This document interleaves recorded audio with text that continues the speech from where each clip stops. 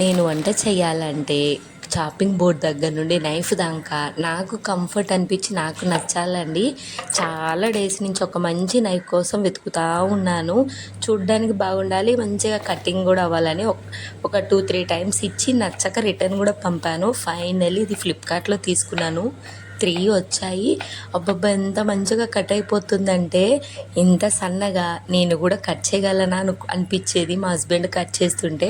ఈ నైఫ్తో భలే కట్ అయిపోతున్నాయి. మీకు నచ్చితే ఇక్కడ ట్యాగ్ చేస్తాను, చూసి తీసుకోండి, బాగున్నది నిజంగా చెప్తున్నాను.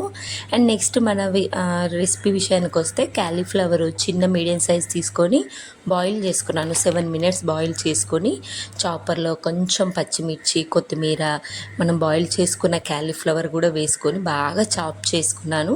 అది చాప్ చేసుకున్న తర్వాతకి బౌల్లో వేసుకొని కొంచెం సాల్టు, ధనియా పౌడర్, ఆర్గానో అయితే oregano, red chilli flakes, spices మీ ఇష్టం తగ్గట్టు వేసుకొని సన్నగా కట్ చేసుకున్న ఆనియన్ కూడా వేసి ఒక 2 స్పూన్స్ వరకు అయితే నేను గోధుమ పిండి తీసుకున్నాను. 1 స్పూన్ కొంచెం కార్న్ఫ్లోర్ క్రిస్పీనెస్ కోసము అండ్ బైండింగ్ కోసము.